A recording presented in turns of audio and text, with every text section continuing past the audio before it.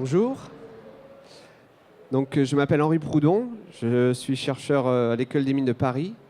Donc, mon travail, c'est plutôt la recherche dans les matériaux, mais aujourd'hui, je ne vais pas du tout vous parler de ça, je vais vous parler d'enseignement. Donc, il se trouve que j'enseigne aussi à l'École des Mines de Paris, et le cours dont je vais vous parler aujourd'hui, c'est le cours de mécanique des matériaux et des structures. Voilà, c'est un cours de deuxième année de l'École des Mines pour les élèves ingénieurs. Et le but de cette présentation, c'est de vous présenter en fait la nouvelle mouture de ce cours qui est de 2018. Donc c'est vraiment quelque chose qu'on a fait cette année par rapport à ce qu'il y avait avant de l'ancienne formule classique, quoi, amphithéâtre et TD. Et vous allez voir qu'on a introduit du fer dans le cours. Et c'est ça que je voulais vous présenter. Donc c'est quelque chose que j'ai fait en collaboration avec mes deux acolytes, là, Mathieu Mazière et Pierre-Olivier Bouchard. Et puis vous verrez qu'il y a toute une équipe derrière. Et donc on a appelé ça Game of Drones. Et je pense que vous savez pourquoi. Donc ce que je vais faire au cours de cette présentation, c'est en quelques mots rappeler un peu le contexte donc, de l'école et donc comment ça se passait avant. Et je vous présenterai la nouvelle structure du cours. Donc le but, c'est d'essayer d'établir une discussion avec vous sur comment vont évoluer ces nouvelles pratiques et peut-être aussi quels ont été les défis à relever pour les mettre en place, quels ont été les écueils et à la fin je ferai un bilan de savoir ce qui a marché, ce qui n'a pas marché. Moi, je passerai plus de temps sur le projet en lui-même de Game of Drones et puis je vous montrerai des réalisations. Donc vous pourrez voir ici après aussi. Donc, si vous ne connaissez pas l'École des Mines de Paris, c'est une école d'ingénieurs qui est au cœur de Paris. Donc là, c'est le bâtiment historique boulevard Saint-Michel. Donc, c'est la particularité de former des ingénieurs généralistes et d'être des promos relativement restreintes. Alors, c'est-à-dire qu'on parle de 150, 160, 170 étudiants, c'est en train de grossir par année. Donc ça va avoir une importance dans la mise en place de ces nouvelles pratiques d'enseignement. Alors ça reste un nombre conséquent, vous le verrez, mais on est loin des 350, 400 élèves par promo d'autres écoles d'ingénieurs. Et du coup, ça nous autorise en fait une relation un petit peu plus privilégiée avec nos élèves. Donc voilà notre photo du bâtiment. Donc là, c'est vu du jardin, le petit bout du jardin du Luxembourg qui appartient à l'école. Et donc, moi, ce qui m'a frappé quand je suis arrivé à l'école pour enseigner, c'est que la mantra de l'école des mines, c'est théorie et pratique. Et j'ai trouvé qu'il y avait beaucoup de théorie et très peu de pratique, en fait. Donc, j'ai eu la chance de pouvoir prendre la main sur le cours de mécanique des structures, de mécanique des matériaux et des structures, et faire un peu proposer une nouvelle formule. Et c'est ça dont on va parler. Donc classiquement, en fait, si vous êtes allé à la fac ou en école, les cours, ça ressemble à ça. Donc c'est les amphis, on a plusieurs grands amphis. Donc là, vous avez à peu près la promo, c'est une centaine d'élèves, hein, j'avais dit 100, 150. Avant c'était 100, maintenant c'est plutôt 150. Voilà, et donc c'est comme ça qu'on transmet le savoir au travers de grands amphithéâtres. Et après, les promos sont répartis en 6 morceaux où vous faites un TD, donc un travail dirigé, un plus petit groupe, 25-30 élèves, où voilà, vous avez un tutorat un petit peu plus rapproché. Donc ça, c'est la façon classique que moi j'ai connue en tant qu'élève et qui perdure aujourd'hui, hein, évidemment. On fait toujours des amphis, je vous rassure. Mais moi, je me suis aperçu que c'était très difficile, j'en fais des amphis à l'école des mines, c'est très difficile de capter l'intérêt des élèves au travers de cette forme-là. Il y a des évolutions en termes de pratique. Les élèves s'auto-forment beaucoup. Ils sont beaucoup moins attirés par les grands cours en amphi. Voilà, donc il faut vivre aussi avec son temps, avec les révolutions digitales, et donc il fallait faire évoluer ces méthodes d'enseignement. Donc c'est ce qu'on a essayé de façon un peu précurseur à l'école des mines, parce on est un peu les premiers à faire ça. Donc comment ça se passe en fait? Donc on a un cours, un cours de deuxième année, qui s'appelle Mécanique des matériaux et des structures. Et donc l'objectif de ce cours, donc il faut quand même garder le contexte et les objectifs, hein, c'est de transmettre à nos élèves, qui seront des futurs ingénieurs, des compétences sur la conception de structures et la connaissance des matériaux qui vont constituer ces structures. Donc en gros, si vous voulez, les objectifs qu'on avait dans notre feuille de route pour bâtir un cours, c'est ça, de leur donner les clés pour connaître les matériaux, leurs propriétés, comment on fait quand on ne connaît pas les propriétés d'un matériau pour les caractériser, qu'est-ce qu'on peut faire. Comment est-ce qu'on va mélanger les matériaux pour créer une structure, hein, parce qu'aujourd'hui on veut mettre le bon matériau au bon endroit pour produire les bonnes propriétés. Et donc une fois qu'on connaît le matériau, comment est-ce qu'on va dimensionner une structure? Comment est-ce qu'on va designer en fonction d'un cahier des charges? Voilà. Est-ce qu'on va inclure les chargements complexes? Est-ce qu'on va inclure les comportements hors élasticité, par exemple, les comportements à la rupture? Voilà. Donc ils ont besoin de savoir toutes ces choses-là. Et y compris pour la sécurité, conception pour la sécurité. Donc on introduit, on a un cours sur la mécanique de la rupture, vous le verrez. Voilà. Et donc comment faire passer au mieux toutes ces notions pour les élèves? Donc voilà, donc avant c'était très simple, hein, il y avait 2 mois, une demi-journée par mois, c'était un amphi et un TD. Voilà. Et donc on a changé cette année de formule. Donc vous voyez, toujours 10 séances, 10 ou 11 séances en fait. Et donc maintenant on a vraiment 2 parties dans le cours. Donc vous avez une partie classique, vous voyez, les séances 2, 3, 4, 5 sont des séances amphi plus TD. Évidemment, il faut qu'on puisse quand même leur transmettre, ça reste des promos, des grosses promos, il faut qu'on puisse leur transmettre les clés. Mais donc ce sont des notions qui sont très resserrées. C'est vraiment des introductions. Donc vous voyez les quatre thèmes, donc choix des matériaux. Je vais les décrire très rapidement après pour vous donner un peu l'idée générale de quelles sont les notions qui vont retirer de ces 4 amphis plus TD. Donc choix des matériaux, mécanique des milieux continus, théorie des poutres. Pour la première fois, on fait de la méthode des éléments finis en tronc commun. Voilà, les lois de comportement non linéaires, etc. Et puis, ruine des matériaux et des structures, donc tout ce qui a trait à la rupture. Donc ils vont avoir déjà des connaissances de base là-dessus. Et ce qui est important, c'est que les 4 thèmes, ils ont un poly beaucoup plus vaste, bien chargé, qui s'inspire de ce qui se faisait avant, en fait, dans lesquels ils vont pouvoir aller puiser. D'accord ? Donc on ne couvre plus toute l'envergure de ce qu'on avait avant, mais par contre, on va resserrer sur une introduction et des notions et un poly dans lequel ils peuvent aller puiser. Voilà, vous avez on commence par une conférence introductive. Vous avez une photo après, donc c'était la société explicite. Et puis après, on a le symétrique, en fait, donc théorie et pratique. Voilà. Donc Game of Thrones, que je vais vous détailler maintenant. Alors cette année, en 2018, on a eu 3 séances de projet. Et donc là, je vous dirai tout à l'heure, mais pour l'année prochaine, on va passer à 4 séances. Ça fait partie des enseignements de cette année, c'est qu'il faut quand même plus de temps. Et puis je dirais aussi comment est-ce qu'on a évalué tout ce travail, hein, parce que c'est pas le tout de faire aux élèves, il faut pouvoir les évaluer. Hein, on est une école d'ingénieurs, il y a des critères, la commission des titres impose les évaluations, etc. Donc il faut pouvoir évaluer correctement. Alors juste donc, pour terminer le déroulé, là je vais présenter en 4 planches qu'est-ce qui se passe dans les cours d'amphi. Donc le premier, je vous ai dit, c'est une conférence introductive. Donc on essaye par notre réseau de faire venir sur le thème, là c'était le choix des matériaux, des conférenciers qui sont intéressants pour les élèves. Donc ça c'est des anciens élèves en fait qui ont fondé leur start-up qui s'appelle Explicit, qui maintenant marche bien, et plus qu'une start-up. Et donc ils ont un peu révolutionné le monde des sièges d'avion.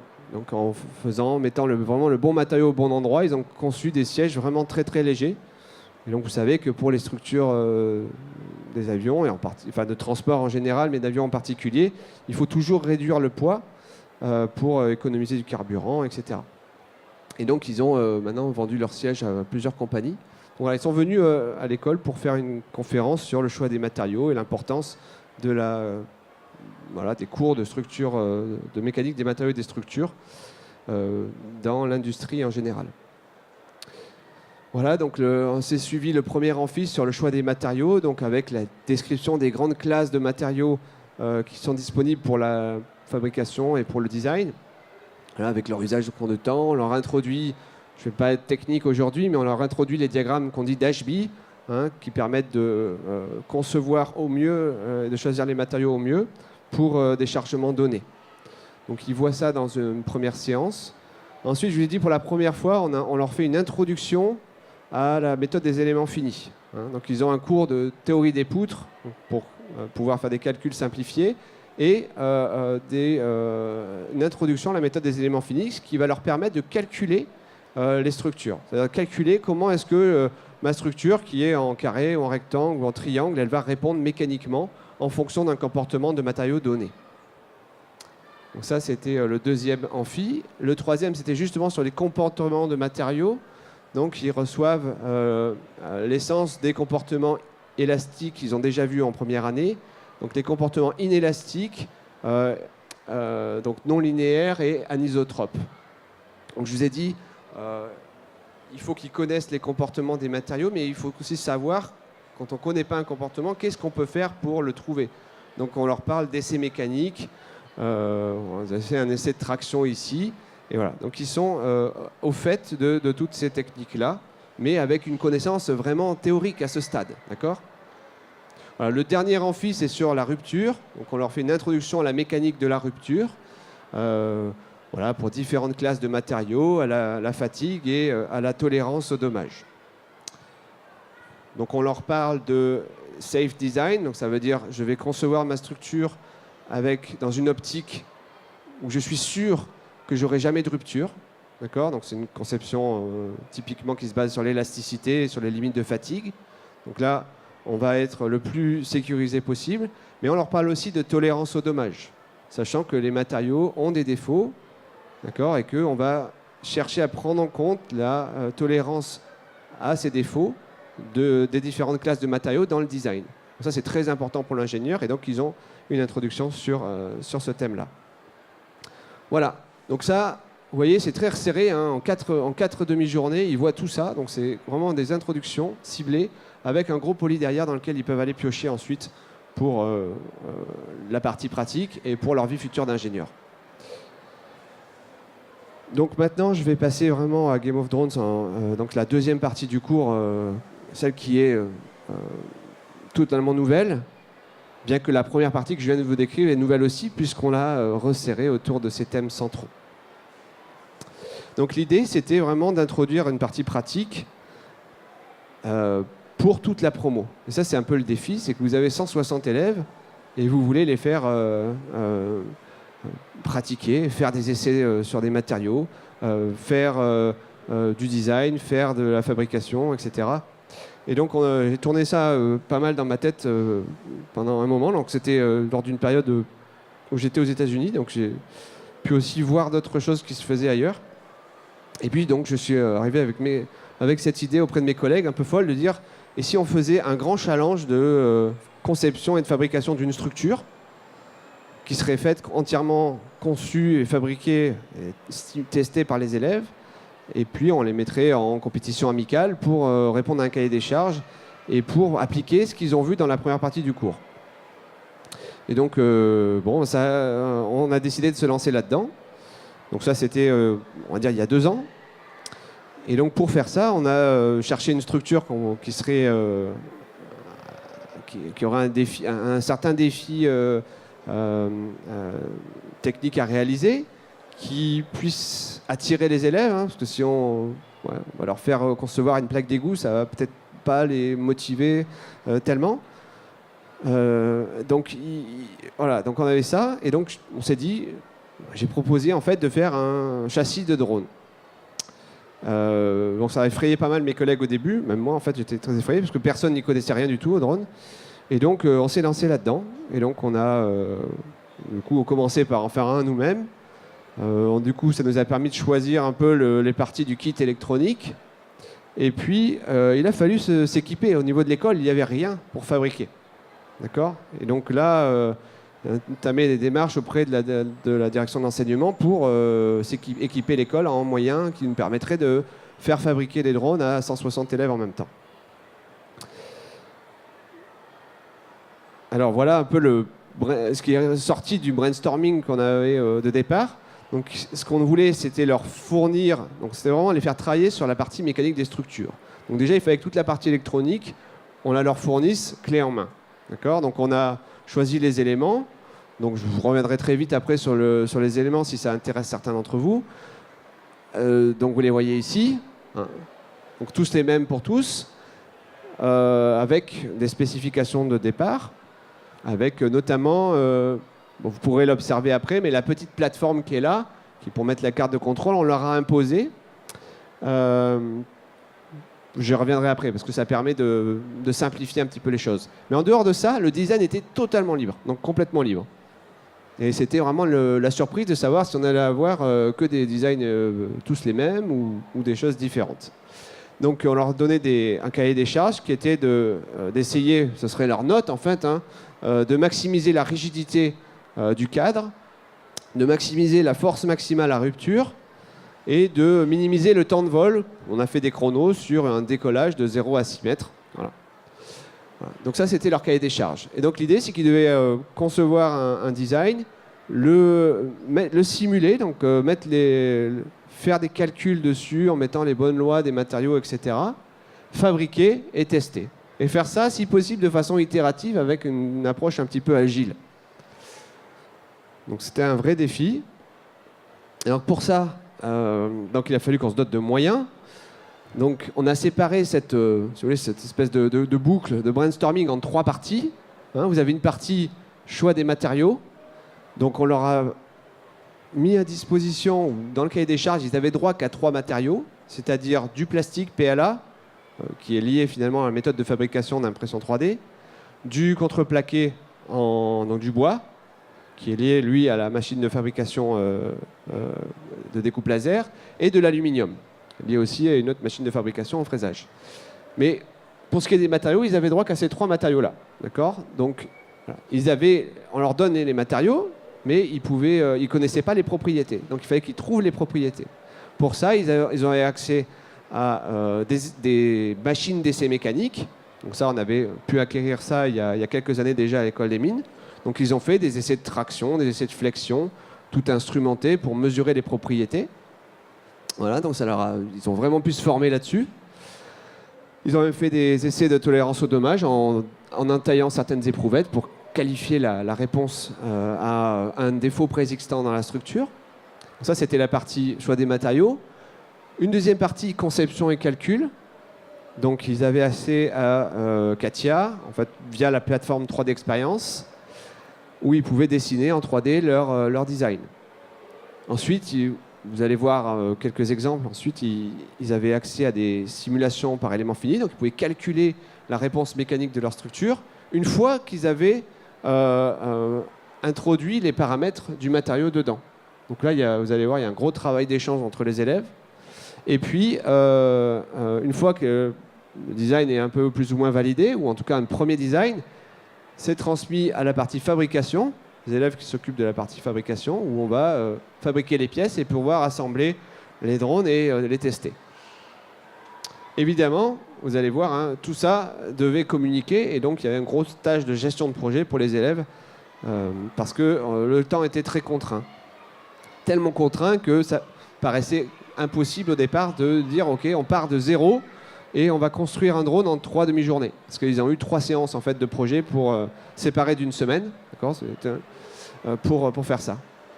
Et pour nous, ce qui semblait insurmontable, c'est qu'il y a quand même 160 élèves. Donc comment est-ce qu'on fait ? Et donc ce qu'on a fait, c'est qu'on a réutilisé le découpage de la promotion en 6.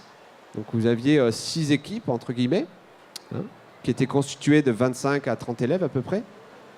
Et donc chaque équipe est elle-même divisée en 8 mini-groupes. Et donc la clé pour faire ça, ça a été de faire du travail en parallèle en fait. Et donc vous voyez 3-4 élèves par mini-groupe.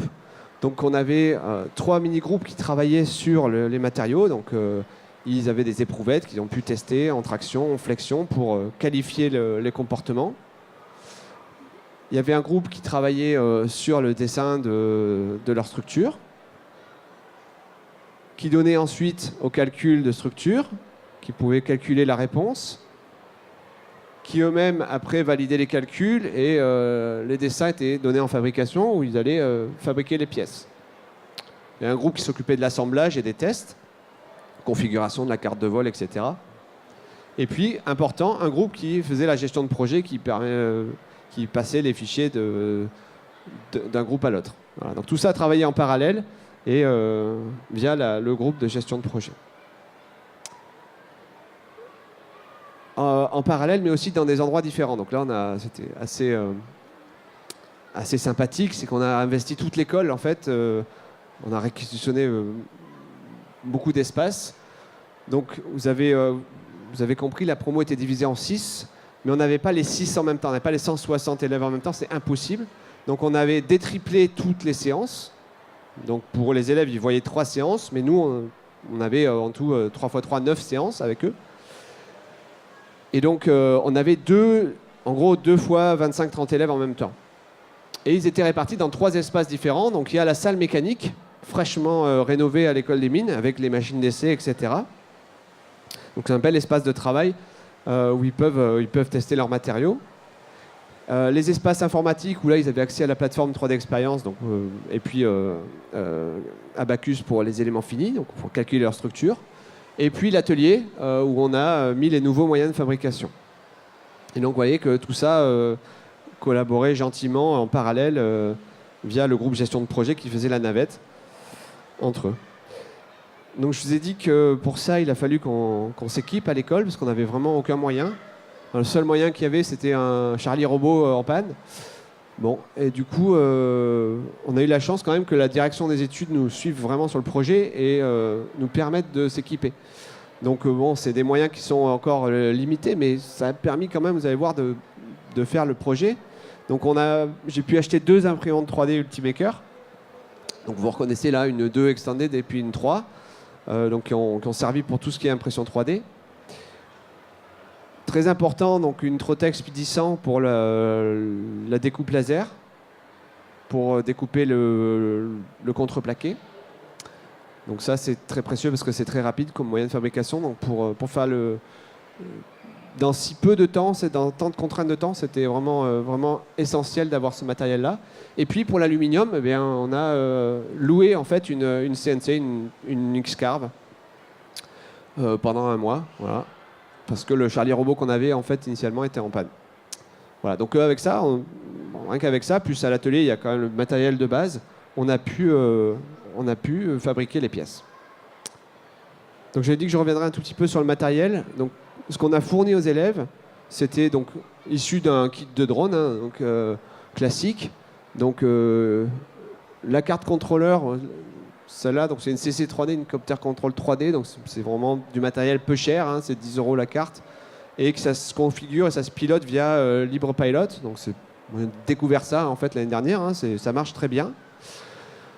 Voilà, il y a une télécommande évidemment avec un petit récepteur là, une batterie LiPo 4S avec un chargeur de batterie, une carte de distribution de puissance qu'on ne voit pas ici, il faut aller voir là, pour distribuer la puissance de la batterie aux 4 contrôleurs de vitesse et les 4 moteurs. Voilà. Alors ce qui était important, c'était vraiment ça, quelque chose qui nous a sauvés dans le projet, c'est qu'à un moment je me suis dit le design va être trop différent, on va avoir trop de mal. Donc je leur ai imposé en fait la plateforme, cette plateforme-là, donc c'est issu du kit en fait que j'avais acheté. Enfin, je leur ai simplement imposé les trous là, les 8 trous. Après, ils utilisaient la plateforme ou pas, si vous voulez. La plupart l'ont fait, mais certains ne l'ont pas utilisé en fait. Et du coup, ils avaient un design complètement libre, mais il fallait qu'il y ait ces 8 trous positionnés. Vous allez voir pourquoi, parce qu'après, pour tester leur rigidité, en fait, j'avais besoin de faire un essai sur leur structure. Et donc, il me fallait des trous pour me reprendre, en fait. Donc ça leur donnait aussi un élément de moins à concevoir. Ça leur donnait que la plateforme de base à concevoir. Donc, c'était quand même en temps imparti, c'était quand même une bonne idée de faire ça. Voilà, donc j'ai décrit un peu ce qu'on a imaginé, et donc maintenant je vais vous montrer ce qui a été fait en fait. Donc déjà, je suis assez fier de vous dire que les 6 drones ont volé. Pas tous en même temps, mais c'était quand même très important pour les élèves qui se sont investis quand même beaucoup là-dedans, de voir leurs drones voler. Ça c'était chouette. Ça, c'est le premier qui a volé. Donc, j'ai une petite vidéo, mais bon, on verra après. Donc, vous voyez, c'est celui qui est en haut à gauche. Très simple de conception, en fait. Voilà, bon, de l'autre côté, ils avaient fini très vite et ça a volé tout de suite. Donc, ils ont eu moins de soucis par la suite. Et vous voyez, ce qui est intéressant, c'est qu'on a 6 designs qui sont complètement différents. Alors, vous retrouvez la plateforme à chaque fois, ou presque, parce qu'elle n'y est pas tout le temps, mais là, je crois que finalement, ils l'avaient enlevée. Ils l'ont inclus dans leur design. Elle n'était pas en tant que telle. Mais du coup, c'est 6 designs complètement différents avec des matériaux différents. Donc, il y a eu beaucoup de PLA, enfin pas mal de PLA. Les deux du dessus sont en PLA. Celui-là, il est en contreplaqué, c'est celui qui est ici. Contreplaqué aussi. Contreplaqué PLA, un mix. Et celui-là en aluminium PLA. Donc, on a eu vraiment différents designs qui ont été exécutés. C'était super, quoi, parce qu'on ne s'attendait pas à autant de variétés. Et donc là, je vais vous montrer assez rapidement. J'ai extrait quelques planches d'un des présentations des élèves. Vous montrer un peu leur démarche intellectuelle qu'ils ont eue pour faire cette conception. Donc, ils avaient à se dire, OK, on doit calculer la réponse mécanique de notre structure pour pouvoir l'optimiser et pour pouvoir faire les bons choix. Parce qu'on est en approche agile, on a très peu de temps. On doit donner un design qui est... en fait, dans les séances, ils devaient donner un design très vite à la fabrication pour qu'il y ait un premier test très rapidement à partir de la deuxième séance. Et donc, voilà comment ils ont fait. Donc, ils ont... à partir des cours qu'on leur avait donnés en première partie, ils ont évalué en fait les chargements mécaniques sur une structure de quadricoptère. Vous voyez, donc ils savaient la puissance des moteurs de 460 grammes, donc ils ont évalué une force de flexion sur le bras du drone avec des trous de vis qui seraient encastrés et puis voilà, une charge, le reste, une rigidité pour le reste du cadre du drone. Donc ça, c'est l'exemple du groupe 4, donc qui est le drone qui, vous pourrez voir ici, là. Donc vous voyez l'évolution du design au cours des séances, en fait. Au départ, ils avaient un premier truc qui était comme ça, vous voyez, où il n'y avait pas de... Ils ont voulu l'évider au maximum pour le rendre plus léger.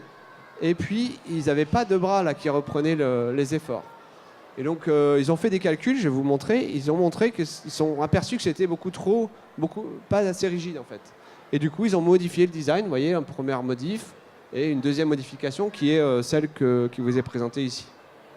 Ça, c'était vraiment intéressant de voir que ceux qui étaient sur le design, ils parlaient à ceux qui étaient qui faisaient les calculs de structure, ils disaient « Ah ben là, ça c'est pas assez rigide, etc.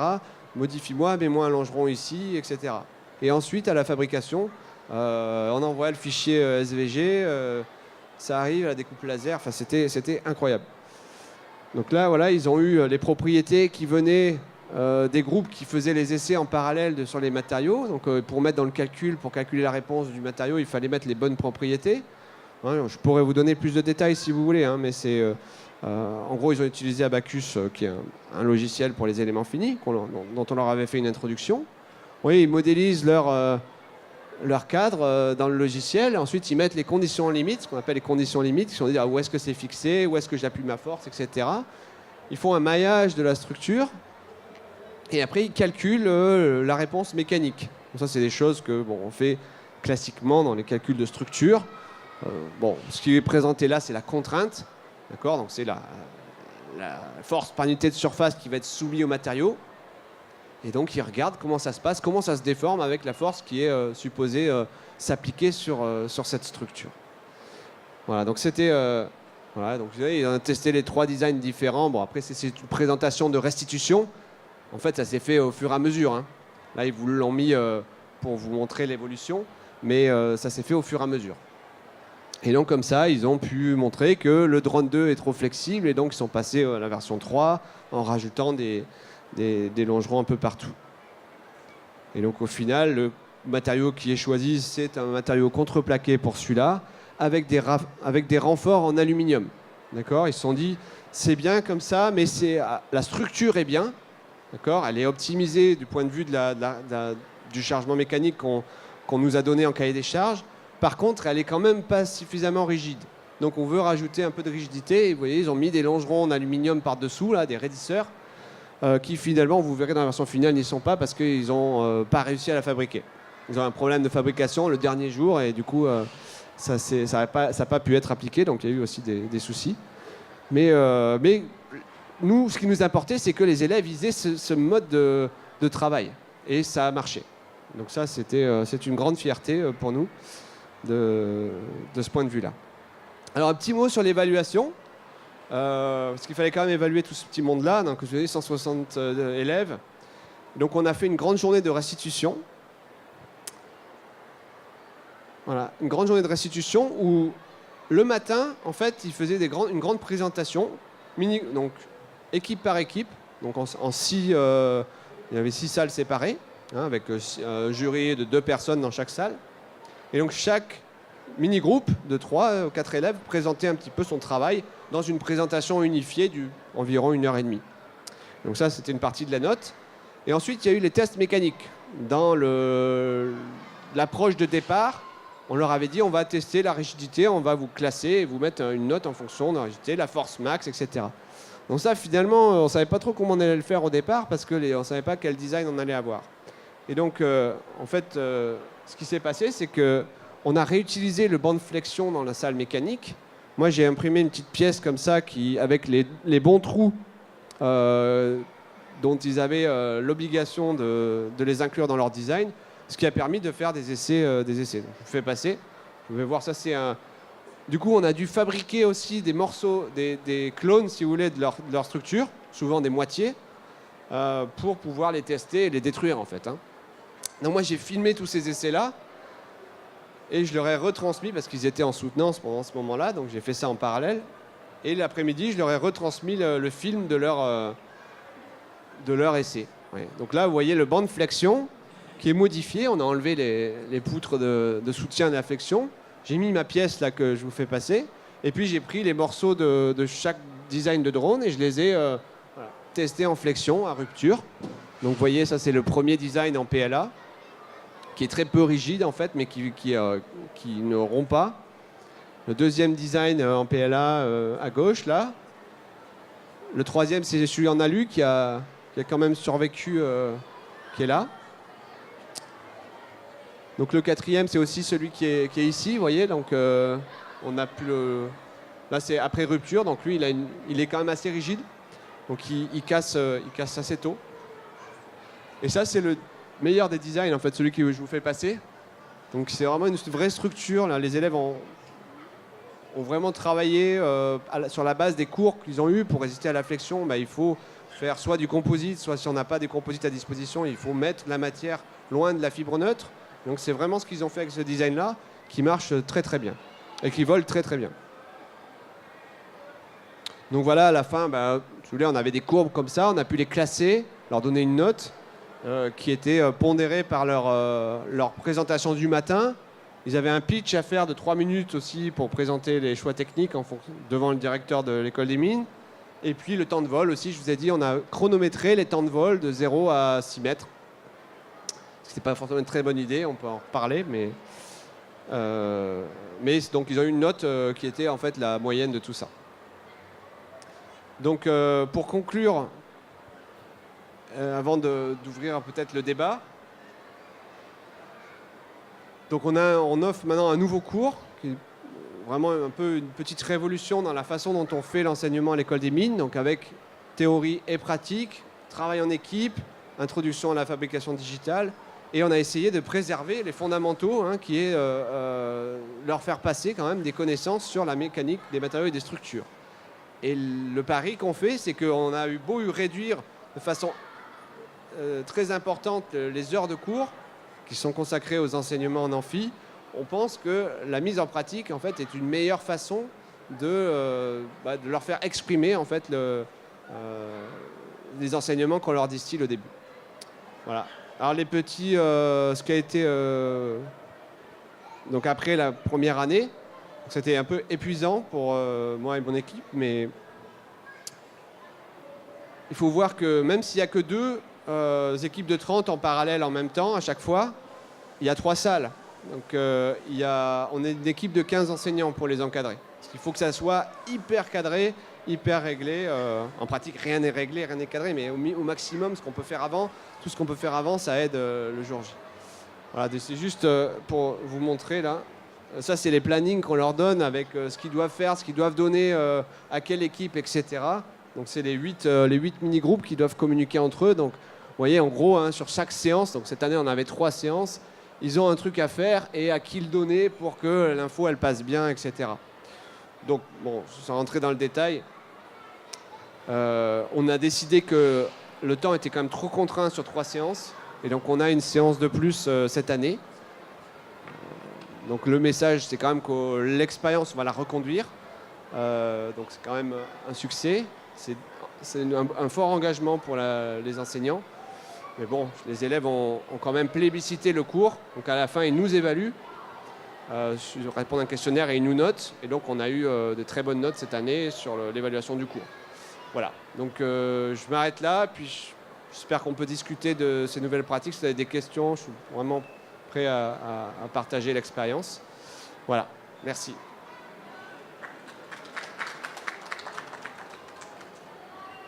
Est-ce que... des questions ?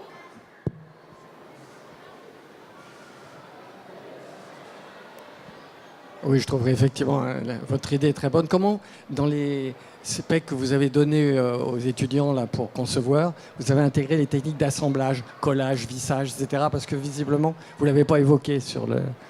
Donc, on leur a... On ne savait pas trop comment on allait le faire au départ. Donc, vous parlez pour le calcul ? Non, pour le montage. Pour leur donner. Donc, a priori... ils ont accès à des colles, genre colle à bois pour le contreplaqué. Mais en fait, on leur a...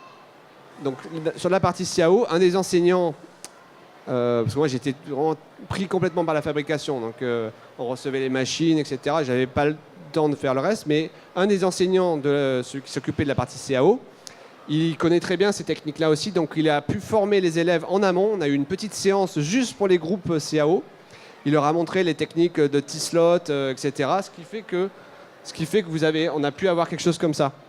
Et donc il leur a même préparé un petit peu les découpes à insérer dans Katia, etc. Donc ça a permis de faire ça. Parce que c'est vrai que si on commence à tout coller, après pour démonter, etc., parce qu'ils ont des pièces cassées tout le temps avec les essais en vol, c'est compliqué le collage. Au final, on a fini par coller certaines parties, mais on a utilisé assez peu de collage. Donc c'est plutôt des vis. Hein, donc ils ont un stock de vis bien défini au départ. Mais bon, quand vous viendrez, vous pourrez voir, celui-là, il a quand même été collé, parce que les raidisseurs en alu qui ne sont pas sortis, on les a remplacés par des raidisseurs en bois, collés au dernier moment.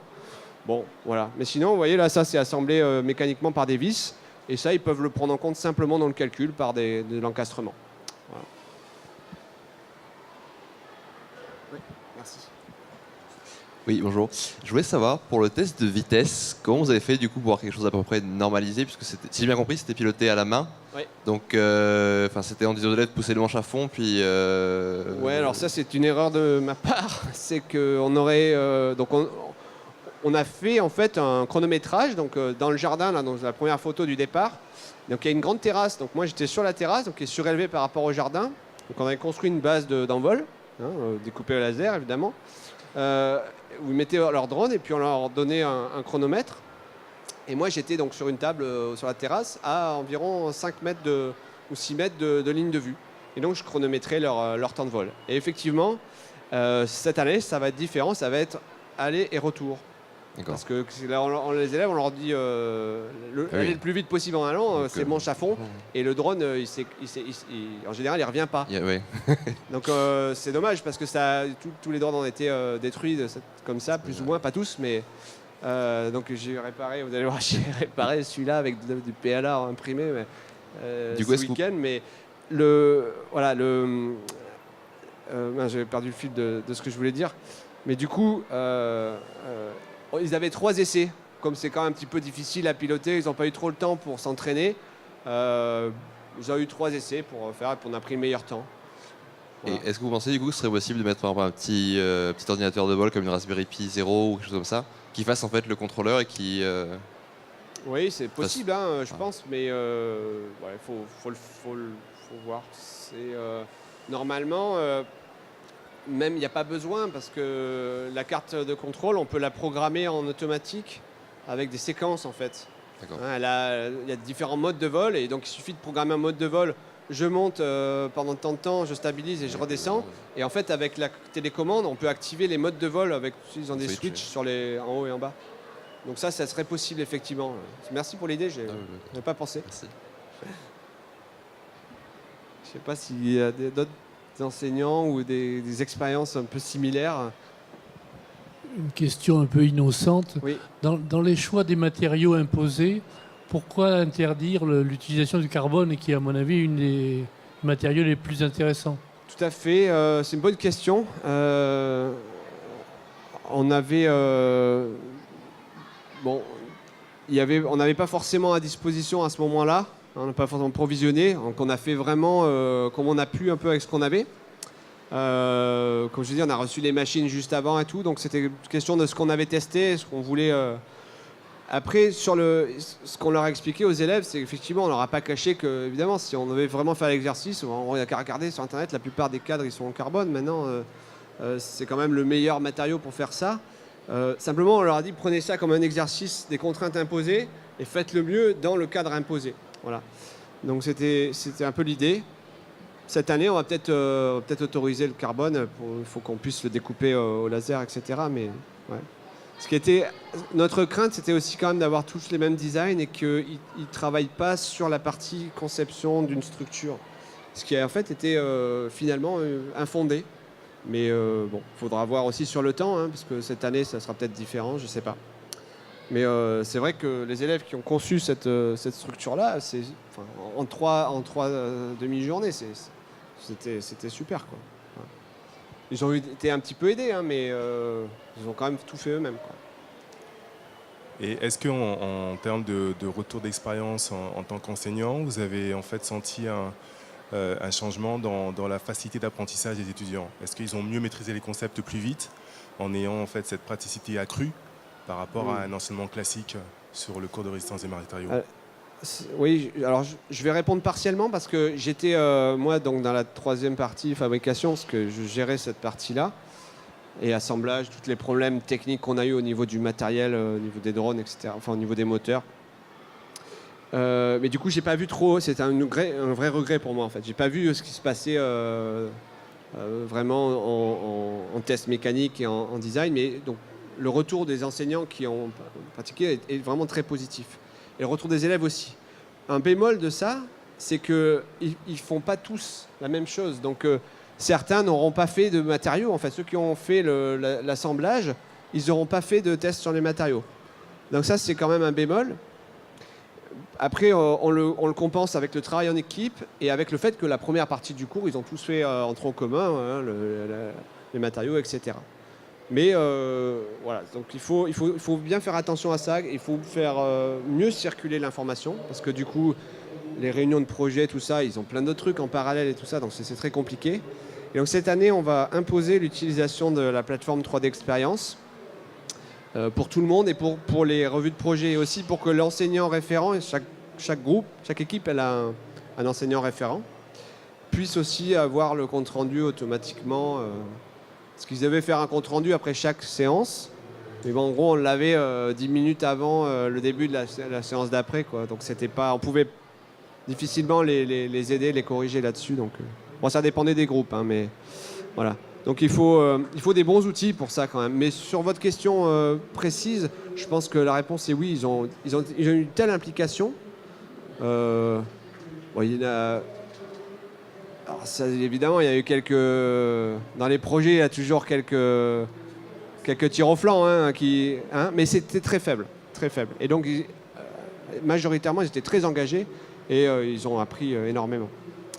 Quoique, pas tout à fait dans tout le domaine, quoi. Mais bon, voilà. Est-ce que d'autres réactions?